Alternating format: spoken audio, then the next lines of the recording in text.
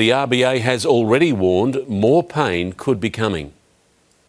Fruit shop owner Daniel Flaminio's worried consumer spending's going pear-shaped. But today, there it is.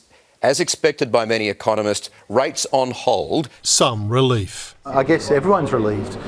We've had 3 rate increases this year, so we needed a bit of good news. The Reserve Bank keeping rates on hold at 4.35%. The board's decision unanimous, but the inflation battle far from won.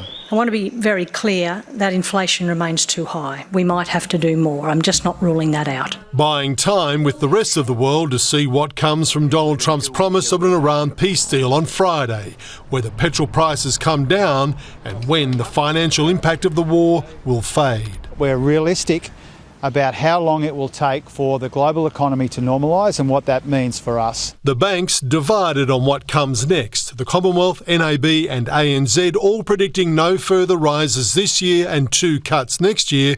Westpac predicting 2 more rises this year and 2 cuts, but not until 2028. There's that risk that they have to go further in August and September. November board meeting might be a good time to expect that. And crunch time is fast approaching for the fuel excise cut. The government indicating it'll make a decision next week on whether to end it or extend it beyond the end of the month. We'll give consideration to those matters. That relief won't go on forever, but we will continue to review it between now and the end of the month. The 32 cent a litre cut due to end on June 30. Daniel Flaminio says his customers are already tightening their belts. Instead of buying premium fruits, they're looking for value for money. And looking to bag a bargain.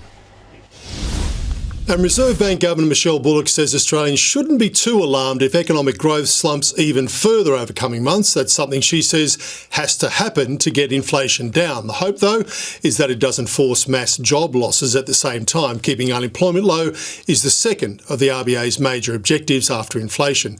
And the Governor also delivered a timely reminder for the government. Inflation was a big problem for our economy well before this war started, and it will continue to be a big problem well after it ends. Mark Riley in Canberra, thank you.